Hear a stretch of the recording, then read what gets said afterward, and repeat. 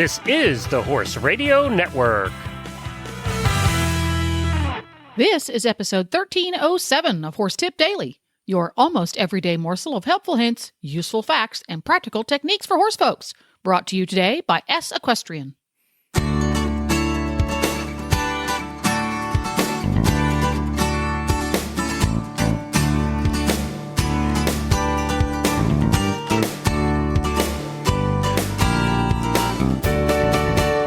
Greetings, horse people. Coach Jen here, and thanks for tuning in to Horse Tip Daily. Today's tip is an excerpt from the monthly jumping episode on Horses in the Morning, featuring Grand Prix jumper and the mad genius behind Equestrian, Emily Thompson. This time, she answers a listener question about how to know when it's time to move up a level. And we'll get right to our tip after this important message.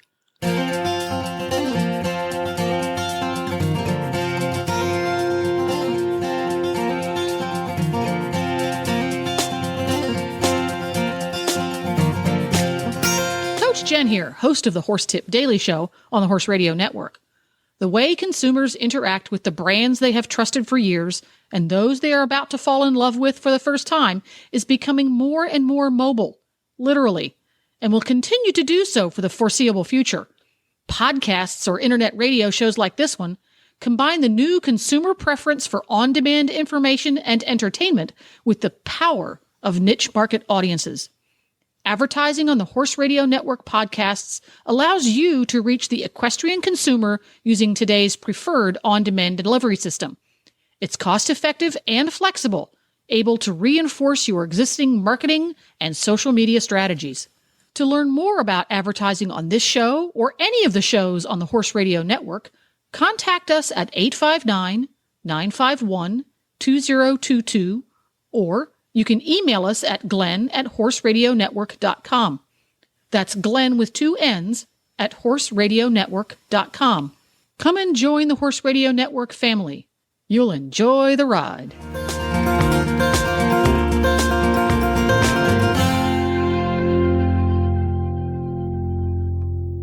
This one is from Tara. I'm trying to go from showing the 2.6 limit to the 3-foot adult hunters. What's the secret for moving up?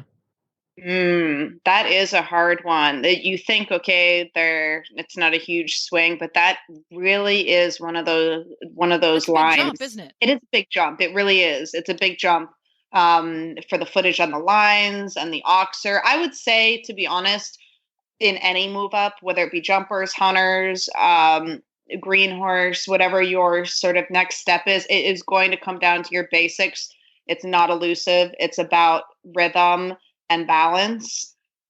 From there, your distances will come and go. They'll be short, medium, long. But as long as you have a proper footage, your course is built off of a 12-foot canter stride. So if you can get comfortable with which you can do with even pole work, what exactly is your 12-foot canter, then from there, you should be able to cruise around. The problems arise when we start going too fast or too slow, i.e. bigger canter, smaller canter footage-wise. And then the distances get funky, and then you get too long to the out of the oxer, or, even if you have a difficult distance, but your footage on your canter is correct and your rhythm is consistent, you'll be surprised. And the balance, of course, you don't want your horse plowing down on the forehand. You'd be surprised how much easier things get by just focusing on those basics. So you have to have the adjustability. Yep. You have to have the consistency so you can consistently get that 12 foot. Yep. So, and they go hand in hand. You're not going to have one without the other. Exactly. If you can't be consistent, you can't be adjustable. If you can't be adjustable, you can't be consistent. So yeah. Those two things have to be well in hand before you move up, because and this works, I think, regardless of what discipline you have with a horse. If the basics aren't really good, when you move up is when it shows.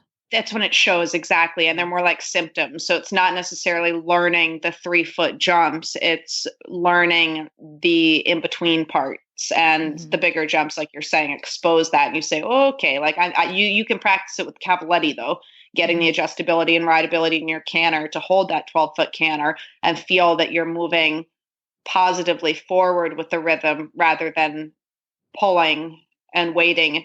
People, I think, get very preoccupied with the distance choice. Yeah. And that fretting happens back in the corner, and then you just totally mess up your rhythm and your canter footage. You don't realize it because you're like hunting for that distance. Where is it? Where is it? It's like, it doesn't matter. Like, drop it. Like, it's about the rhythm and the footage of your canter. And then, you know what, you can pick a distance and the least dramatic decision. Maybe it's a little short, maybe it's a flat miss, whatever. But as long as you arrive at your flat miss with a proper canter, you're going to be okay.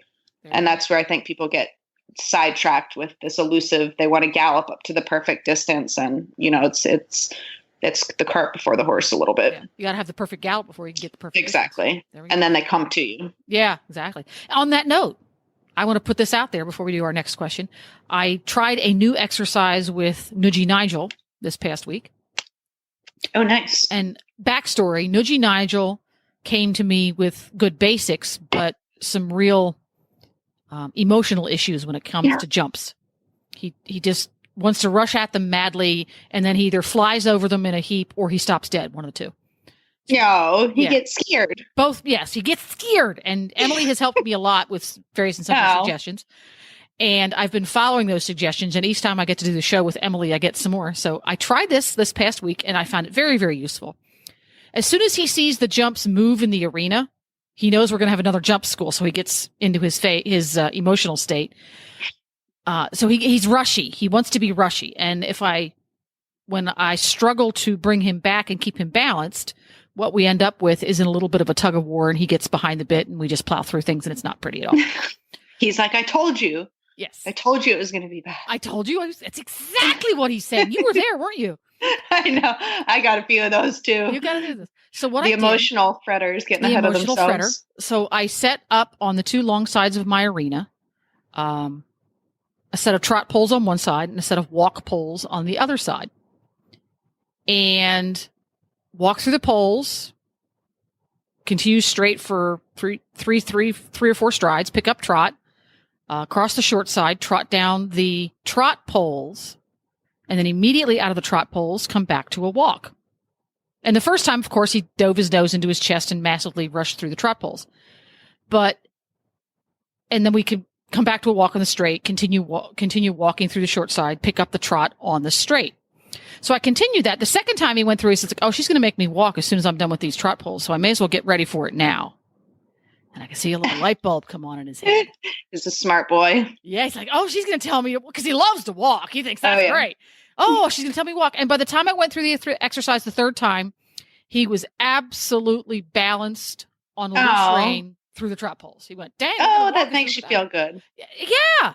And what I did is, as I went through, and I kept changing direction, so we had it both ways, I kept shortening the number of strides. I went straight into and out of the walk poles.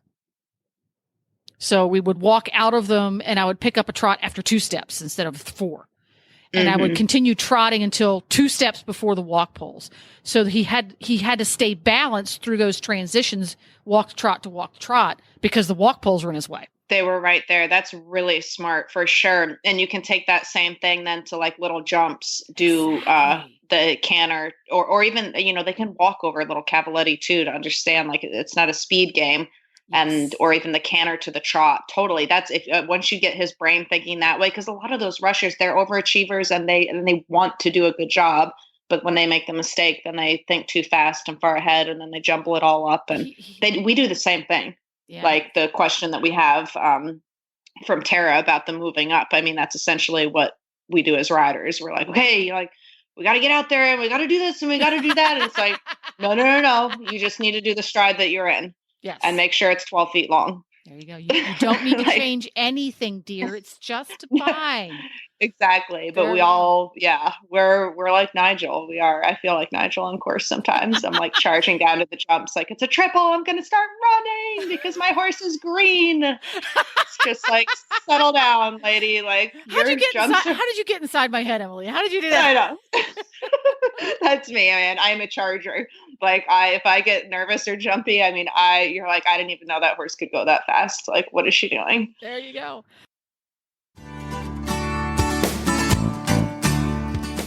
Well, there you go. You can find links to today's guests as well as lots more tips at horsetipdaily.com. Make sure to have all of your favorite Horse Radio Network shows with you wherever you go by downloading the free Horse Radio Network app for your iPhone or your Android. Just go to your app store and search Horse Radio Network. It's quick, it's free, and it's easy. You can also subscribe via iTunes or your favorite podcatcher. And thanks again to Equestrian for sponsoring today's show. You can find them online at sequestrianco.com. The Horse Radio Network and the Horse Radio Network hosts are not responsible for statements made by guests on the Horse Tip Daily. Please use your own judgment when listening to the tips on this show.